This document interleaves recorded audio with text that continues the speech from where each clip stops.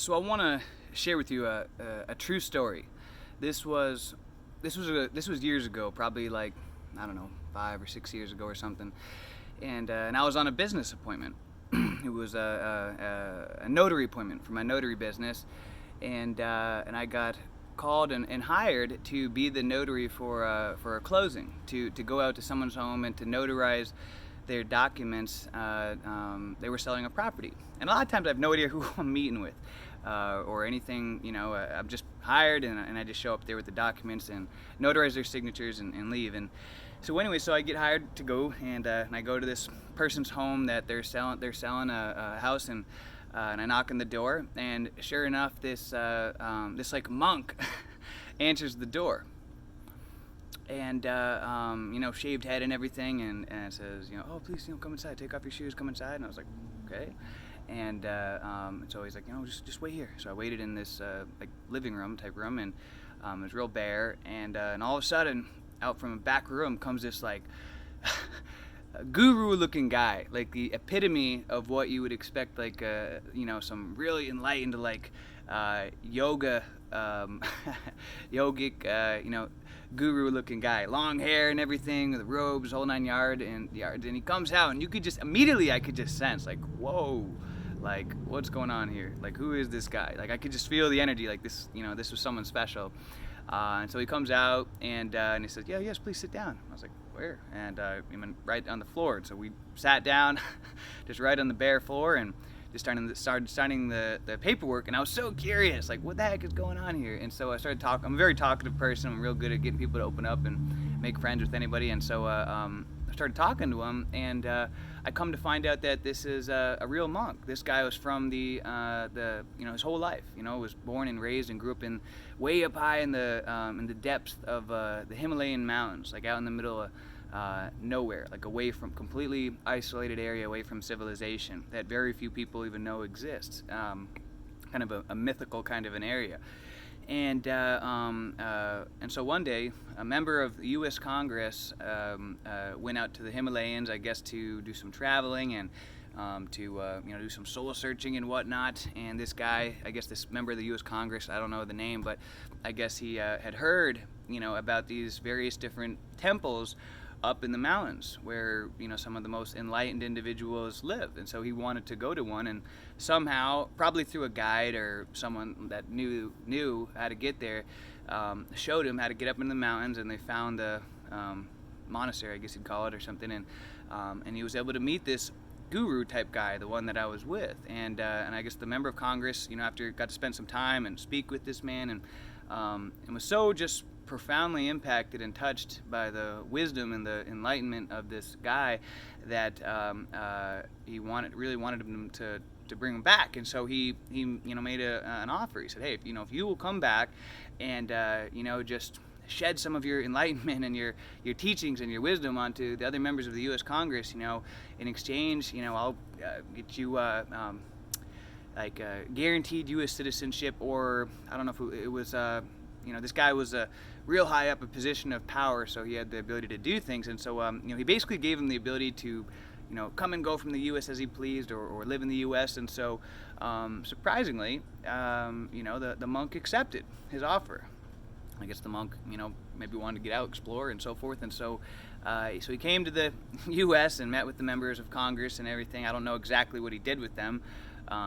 Maybe taught him yoga or some meditation sessions, I'm not sure, but afterwards, after he spent his time with them and their, the teachings that he had asked for, then he just decided to travel around the United States, just explore. I guess he had a lot of followers and disciples that lived in the United States that, students who, I guess, who maybe had visited his monastery or knew about him or knew of him and really looked up to this particular special place up in the Himalayas. And so somehow he had a lot of contact, or people that he could reach out to, and so he started traveling around the U.S., made some friends, and he was given and this guy, like, everywhere he went, he just just moved people through his energy. I mean, he moved me when he met me, and that's why I'm sharing this story. And so he was given a gift of a house by one of his students. It wasn't like an amazing house, just kind of like a small single family home. That was where I was meeting him at. And so when I was, he was given this house as a gift, and he lived there for a little while, and he had a lot of students and disciples who would go there and live with him. And you know, he would teach them his philosophy. They would meditate, do whatever they did together, and then he would, you know, travel somewhere else. So when I was meeting him, he was selling this house, and he was donating 100% of the proceeds. And so in talking, I found out, you know, I asked him who and what he was donating the 100% of the money to, and he said that this little church that was right across the street. There was this little church, like the size of a small house, right across the street. And so I was like, I thought maybe this church was like a part of whatever the religion he practiced or something. But I said, you know, do you know them? Or no. Have you ever been there? No. He said that they had invited him to a lunch or a dinner one time, but other than that was it. So I was like, wait a second. So you don't even really know these people. You don't go to that church or anything, and you're just randomly donating. You're selling your house and you're donating 100% of the proceeds, the money, you know, about $100,000 to this random church across the street. I was like, what? I had so many questions going through my head. Like, wait a second. Like, why? Why would you be doing this? And so I asked him, you know, I was just thinking in my head, like, wait a second, you know, what about, you know, how is this dude ever going to retire? Don't you want to have money saved away for like a nest egg retirement, whatever? And so I asked him, I said, you know, why didn't you want to save any money? You know, how are you going to retire someday? Don't you want to have some money saved away, like just in case? And I'll never forget what he said to me. He smiled, and I just remember he had this like Zen-like presence and philosophy and how he responded to everything. And I'll never forget what he said. He said, you know, he said people in the West are more concerned with security and having a safety net than they are with making a life. He said, where, you know, he said, let me ask you something. He said, would you rather, and I'll never forget this question, it was so powerful. I just posted this the other day on my social media, and he said, let me ask you something. He said, would you rather live a life you don't enjoy, but have the security of a safety net, or would you rather live a life that you love without having any safety net at all? My mind was just like what? I mean, I was just like, hard for me to compute this. And I was like, oh my God. And he said, you know, that's one thing that I've noticed. He said, in the West here, he said, people are more concerned with having a safety net, security, than they are with happiness and truly living a life and living life. And he said, the thing is that security is just an illusion. He said, the only thing that really matters is living in the now. But he said, here in the West, he said, people are more focused with, worrying about the future that may never happen or come, or living from past experiences. He said, but the now is the only thing that really ever matters. And I was like, well, you know, I still had so many questions, but what about, you know, how are you going to get money and food and things? He said, and he would just, it's all good. It's all good. I'll figure it out as I go along. It's all good. And I never forget that. I left it. I can still vividly remember the entire experience, and I remember I did such a 3-page journal entry in my journal about the experience, and I refer back to it quite often and he had said a lot of other things that were just so profound. And see, the thing is, there's so much truth in that. You know, we're conditioned from a young age to just stack our bank account, right, and stack achievements. That's the lie that we've been fed. That we are a product of our achievements, of our titles. You know, what kind of title do you have? What kind of job? You know, we're more concerned with making a living than we are with creating a life. And so the thing is, the key, you know, to retiring young is instead to live in the now.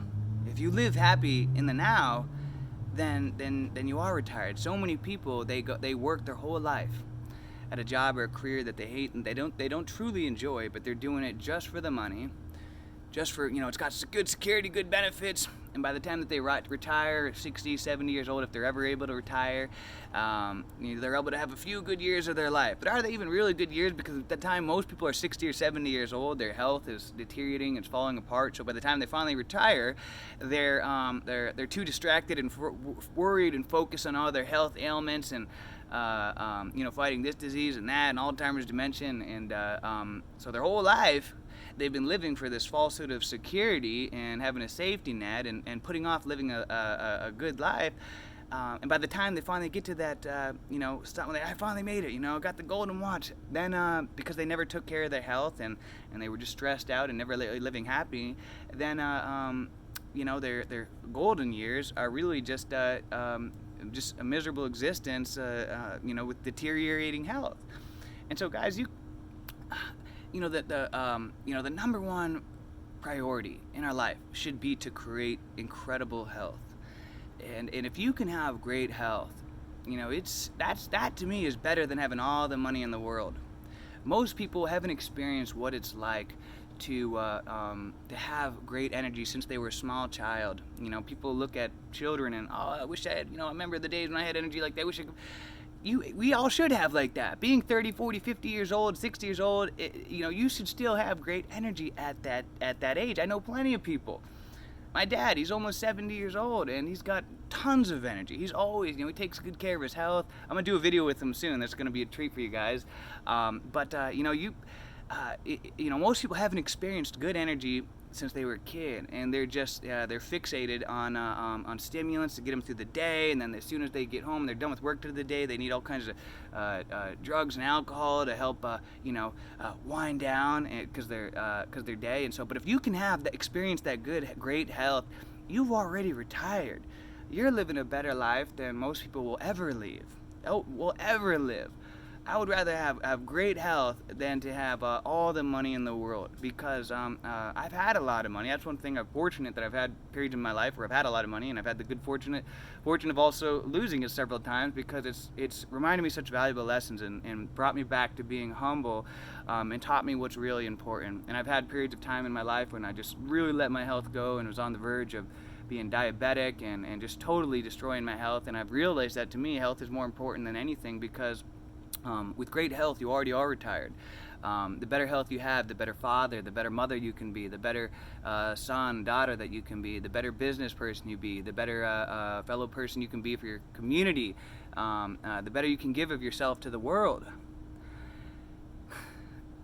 And then do what it is that you want to love in your life. A lot of people just choose, and I've made the hard mistakes in my life of pursuing careers and businesses just strictly for the money, even though it wasn't something that I truly enjoyed.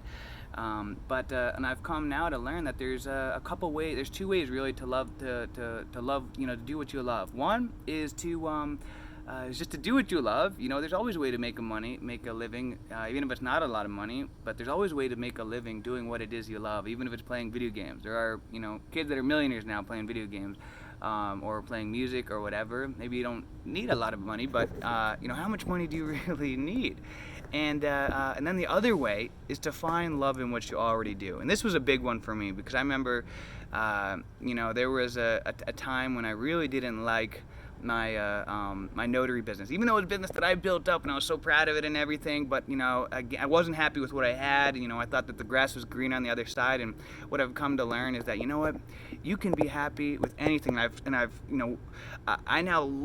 have multiple businesses, but I love my notary business. I mean, this is something that I created, and I get every day I get to travel and I meet people. I see it like the ultimate networking experience. I get to meet so many amazing people. I get to drive around in my car listening to audio books. I've listened to hundreds of books in my car, and I have the freedom of being my own boss. I get to coach people all the time. Even if you're a janitor, you can find a way to love what it is that you do. You can see yourself as an artist, and you can turn mopping the floors into a workout and dance, and you can tell people that you're an artist and that you make places beautiful. There's always a way to find, to love what it is that you do. So make your health. How to retire young, make your health, number one. And then to love either do what you love or love what it is you do. No matter what job it is, there's always a way. There's always a way. I don't care. You tell me what you do, and I'll find a way to make it fun. There's always a way to have fun with everything that you do. It's all up here, guys. And then to not put off tomorrow. I did this for a long time. I put off traveling and so forth, and that's why so much over the past couple of, for a long time I was like, I had this mentality, because I heard this one time from a business mentor that, you got to sacrifice today so that way someday, you can have everything. And so I didn't. I didn't do martial art. I gave up martial arts. I gave up a lot of things that I loved because I was sacrificing. But what I learned now, you know what? I'm going to live my life now and have fun. So I've been doing jujitsu for about 3 years now. Over the past couple of years, I've traveled all over the world, multiple countries, gone on 2-week cruises all over the place. I just booked a trip to Jamaica last week, and I'm, constantly trying to fill my life. I just did a beautiful ceremony, a plant medicine ceremony on Friday. Spent the night out in Orlando, and I'm living my life now. I'm thinking about more trips that I can make by the end of this year. I'm not rich. I don't have I'm not a millionaire or anything, but I have no debt, which I think is really important. Another way in retiring young is to don't fall into the debt trap. Debt really is the modern day form of slavery, and we're conditioned that we have to keep up with the Joneses, and then we have to have this fancy, life, and you gotta get a mortgage, you gotta get a couple $100,000 mortgage, and then you've made it and everything. Where no, you don't. I don't have. I'm just renting a home. I love where I live, and I live a medium life, but I have a great life. I have a rich life full of experiences. I have zero debt. I have everything paid off, and I love it. I'm saving money away. I travel. I'm able to do what I want, choose my own schedule, work when I want, take off when I want. Or if I had a lot of debt, I would have a lot of stress and a lot of pressure to keep up with all that. I like that I have the freedom. I can just get up and go wherever I want. I don't have the ball and chains of all these debts weighing me down. I hear it all the time. Friends, they have everything paid off, but then they go and finance this car when they didn't even really need a car. But I just wanted to treat myself. Yeah, okay, you just enslaved yourself. You're people that get a house, and I know all the financial people are probably hating this message right now. Oh, it's financially smart to get a house and everything, tax write-off and everything. Okay, all right. I like living free, and so again, guys, debt is the modern day form of slavery. You got to find out what works for you. No, I'm not trying to make you feel bad if you already have a mortgage or anything like that, but work to pay it off. And so, how to retire young, guys, is start enjoying your life now. Start prioritizing your health. Start prioritizing having fun and peace and happiness now. Travel, go explore the world, have adventures. If you truly don't like your job, go quit, go get another job. Guys, there's opportunity all over the place. I've started so many businesses over the past couple of years, failed at a bunch of them, but it's all good. That's life, it's okay. It's okay to fail. It's okay to hit rock bottom and go broke. I've been broke so many times in my life. I laugh at it now. I've made a lot of money, made over $100,000 in a month before, and then I've been broke and lost everything multiple times in my life now. And it's all good. And one thing I've learned is that money ain't everything. Money is an illusion. It's one of the many illusions that we've been sold in this life, is chasing after riches and status, and keeping up with the Joneses. When really, if you think about it and you ask yourself the question, what is all that going to, what are you going to, why do you want to become a millionaire? Oh, because then when I become a millionaire, then this, and this. Okay, well, why? Oh, because then I'll finally feel, confident and secure. Well, let me ask you something. Can you feel all those emotions right now? Yes, absolutely. Live your life as if you already are a millionaire, as if you've already accomplished those things. Live your life. Let go of the attachment to all these fantasies. I'm not saying not to strive for being a millionaire. Sure, I'm still creating businesses and always working to create new goals, and I aspire to become a millionaire. That'd be pretty cool, but I'm not emotionally attached to it, and I'm fine if I end up dying as a broke homeless person under a bridge. It's all good. Either way, it's cool. Be grateful for what you have while you work towards what you want. And again, I want to end this with that question that the guy asked to me because it was so profound. Write this down. Would you rather live a life that you don't enjoy but have the security of a safety net, or would you rather live a life that you love but have no safety net at all? I have had the good fortune of accumulating so many friends over the past couple years. It's one of the amazing things about the internet is that I've been able to connect with people and make just the best of friends with people that are living out of vans, living out of boats, out of buses. I have a friend that's living out of a bicycle, and he's been traveling the country and the world from a bicycle. He sleeps under palm trees some days, but he lives the most incredible life, and he's all these beautiful experience. His health is his top priority, and he's always laughing, smiling, and meeting people at crazy adventures. And yet he lives off of a bicycle. Most people in our country would probably, think he was a fool, but this guy and I know him, he's got more happiness in his life than most people ever will experience. And that's something that I've come to learn, and another great benefit from my notary business. And I've been able to go into so many people's homes and see the different ways that people live. And I've seen that some of the happiest people I've ever met are the ones that have nothing. And then they have nothing materialistic wise, but they have everything. They're rich with adventure, experiences, family, love, happiness. And then some of the most miserable people are the ones who've had the biggest mansions and and all this materialistic stuff, yet they were so grumpy and miserable. And I'm not saying that money is evil and that it's bad to have a big house and all that. That's, hey, you can totally be spiritual and peaceful and enlightened with all that. But don't think you need all that to be complete, because I've met people living out of vans, out of buses that they've gutted in and living in, and they're just having a ball. They're having so much fun. And so that's something I've come to learn, is I would rather, have a life rich, full of adventure and experiences, than live a life that I don't enjoy just so that someday I can have the safety of a security net. Till next time, guys, have a great day. See ya.